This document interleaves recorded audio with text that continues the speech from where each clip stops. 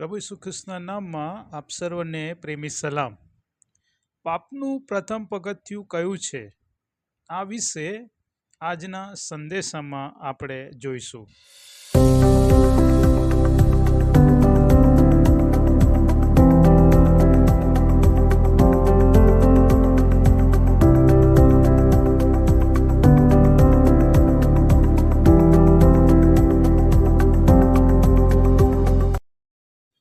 ત્રીજા અધ્યાયની 1 થી 6 કલમમાં આપણે જોયું પ્રભુ ઈસુ ખ્રિસ્ત એ મૂસાથી શ્રેષ્ઠ છે.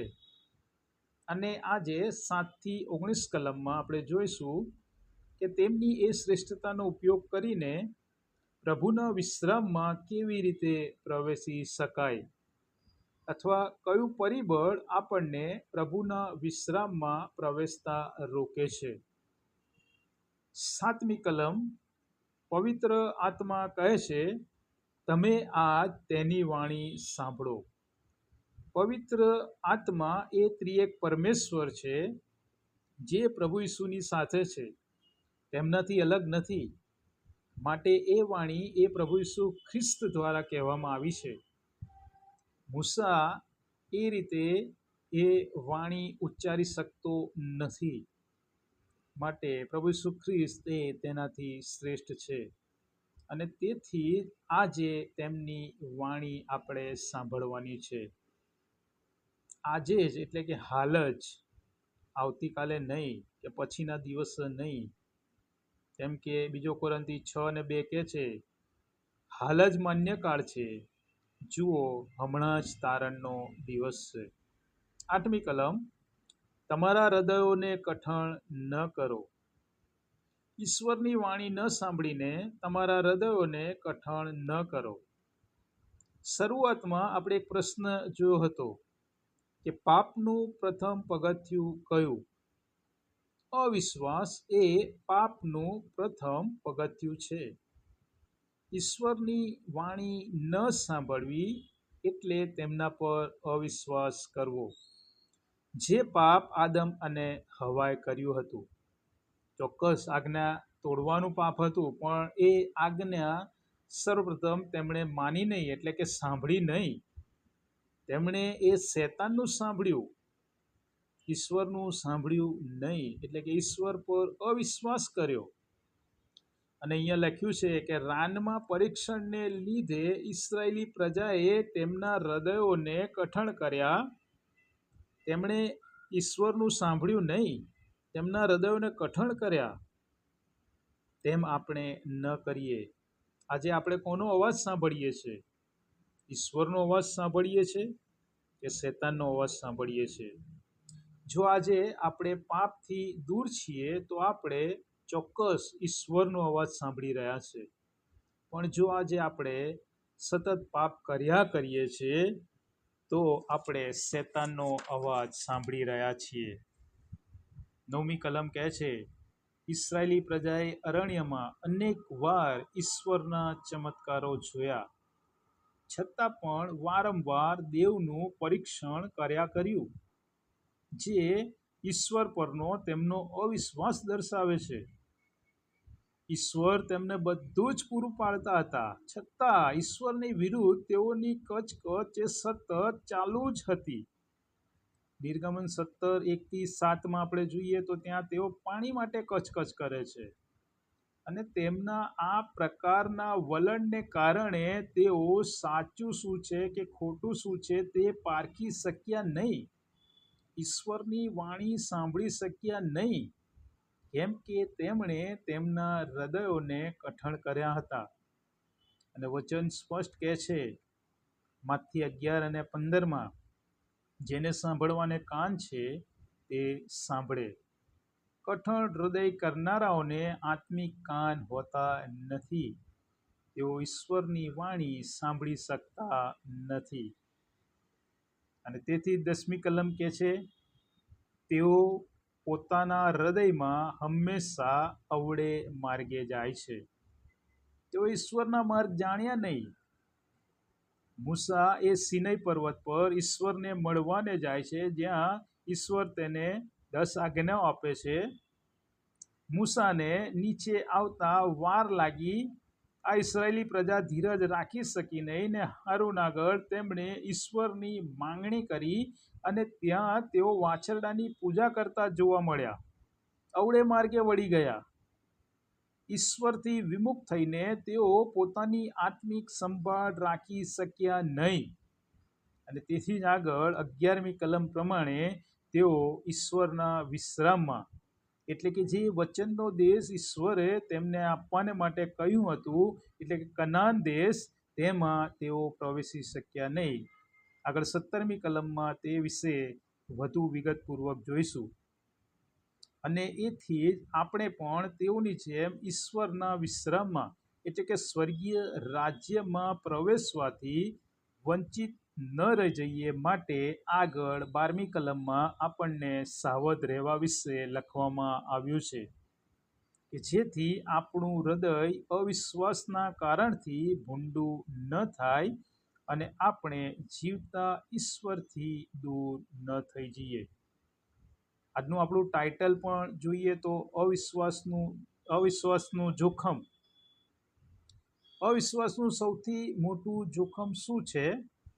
અવિશ્વાસનું સૌથી મોટું જોખમ એ ઈશ્વરથી દૂર થવાનું છે. જે આપણે આગળ જોયું કે આદમ અને હવાએ ઈશ્વરથી દૂર જવું પડ્યું.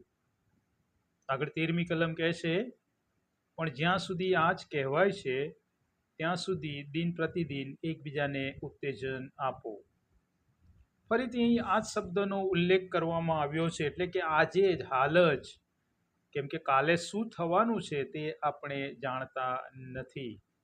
કાલે આપણને તક ન પણ મળે. પેલા ધનવાન માણસની જેમ લુક 12:20, ઓ મૂર્ખ, આજે રાત્રે તારો જીવ તારી પાસેથી માંગી લેવામાં આવે છે. તમે એકબીજાને ઉત્તેજન આપો જેથી પાપના કપટથી તમારામાંનો કોઈ કઠણ હૃદયનો ન થાય.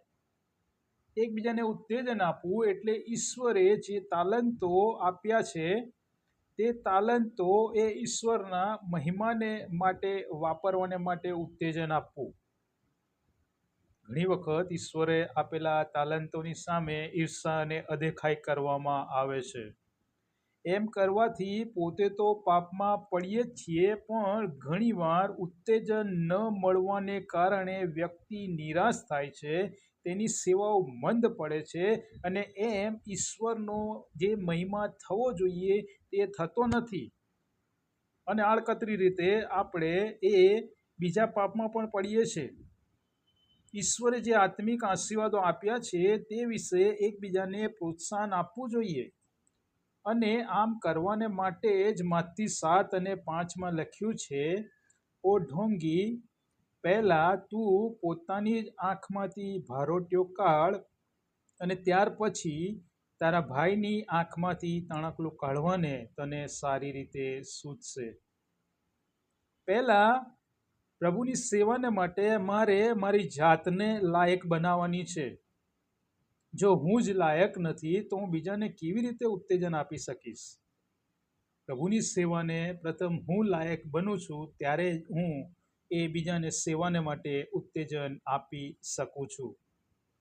આગળ 14મી કલમમાં જોઈએ તો આરંભમાં રાખેલો ભરોસો અંત સુધી દ્રઢ રાખીએ તો આપણે ખ્રિસ્તના ભાગીદાર થયા છે. ખ્રિસ્તના ભાગીદાર એટલે કે તેમના દુઃખના ભાગીદાર. પૃથ્વી પર મનુષ્ય તરીકે પ્રભુ ઈસુ ખ્રિસ્તે જે દુઃખો સહન કર્યા તે એક વિશ્વાસી વ્યક્તિ તરીકે આપણે પણ ઘણી વખત ભોગવવા પડે છે. કેમ કે ખ્રિસ્તી જીવનનો માર્ગ એ વધસ્તંભનો માર્ગ છે જે આપણને ઈશ્વર સુધી દોરી જાય છે. ઈશ્વર સુધી પહોંચવાને માટે વધસ્તંભ સિવાયનો બીજો કોઈ માર્ગ છે જ નહીં. અને એ માર્ગ ઉપર જ્યારે ચાલવામાં આવે છે ત્યારે દુઃખો, મુશ્કેલી, પરીક્ષણો, તકલીફો ચોક્કસ આવે જ છે.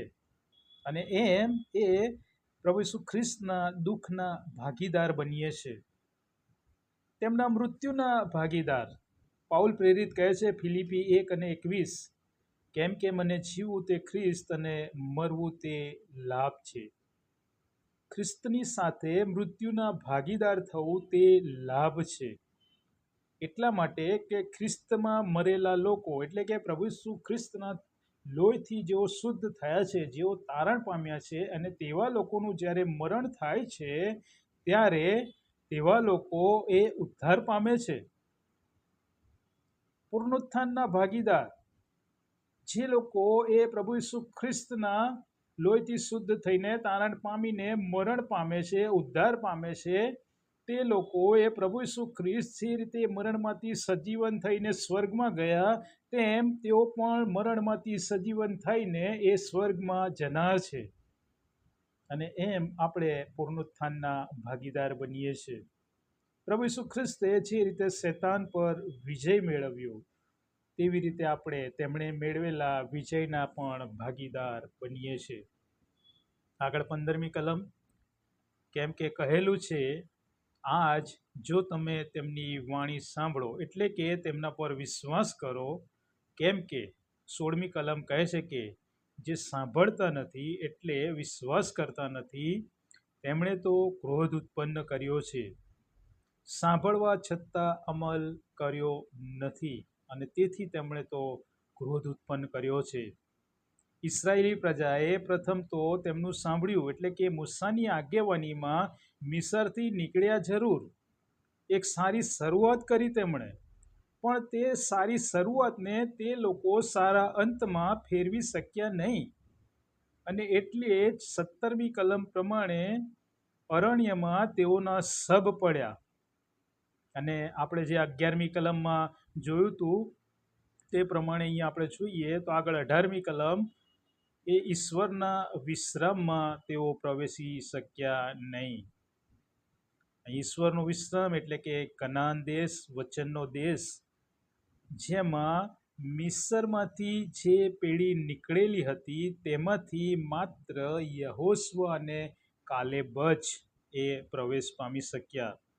અન્યના સબ એ અરણ્યમાં પડ્યા, કેમ કે તેઓએ ઈશ્વરની વાણી સાંભળી નહીં. 19મી કલમ, અવિશ્વાસને લીધે એટલે કે ઈશ્વરની વાણી ન સાંભળવાને લીધે અથવા તો સાંભળ્યા પછી પણ તેનો અમલ ન કરવાને લીધે તેઓ એ કનાનમાં એટલે કે વચનના દેશમાં પ્રવેશી શક્યા નહીં. આજે આપણે કોનો અવાજ સાંભળીએ છીએ? કે ફરી એકવાર આ પ્રશ્ન તમારી સમક્ષ મૂકવામાં આવે છે. જો આપણે ઈશ્વરનો અવાજ સાંભળીએ છીએ તો આપણે સ્વર્ગીય રાજ્યમાં એટલે કે ઈશ્વરના વિશ્રામમાં પ્રવેશવાને આપણને હક છે. પણ જો આપણે શૈતાનનો અવાજ સાંભળીએ છીએ તો એ અનંતકાલિક અગ્નિમાં આપણે પ્રવેશીએ છીએ. આજે આપણે નક્કી કરવાનું છે કે ઈશ્વરના વિશ્રામમાં પ્રવેશવું છે કે એ અનંતકાલિક અગ્નિમાં પ્રવેશવું છે. પ્રભુ આ બાબત સમજવા આપણ સર્વની સહાય કરો. આમેન. બાઇબલના સંદેશા આધારિત વિડીયો જોવા માટે આ ચેનલને સબસ્ક્રાઈબ કરો, લાઈક કરો અને શેર કરો કે જેથી આ પ્રકારના વિડીયો બનાવવા માટે પ્રોત્સાહન મળે.